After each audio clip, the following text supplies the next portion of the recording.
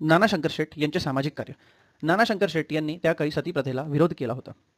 त्या काळी पती पत्नीमध्ये जर पतीचा मृत्यू झाल्यास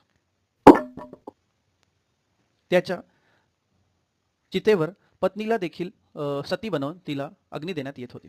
ही एक अमानुष प्रथा त्या काळी प्रचलित होती. या प्रथेला नानांनी विरोध नोंदवला आणि सतीच्या प्रथेविरोधात नानांनी सतीबंदीसाठी एक अर्ज 18 जून 1823ला ब्रिटिश पार्लमेंटला पाठवला. या सतीबंदीमुळे मुंबई इलाक्यात सनातनी लोकांकडून विरोध नोंदवण्यात आला, परंतु नानांनी त्यांना सांभाळून घेतलं.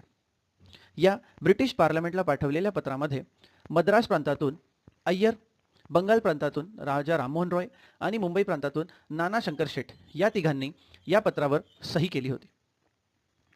त्यानंतर लॉर्ड विल्यम बेंटिक यांनी डिसेंबर 1829 मध्ये सती अबोलिशन ॲक्ट पास केला व त्याद्वारे सतीवर बंदी घालण्यात आली.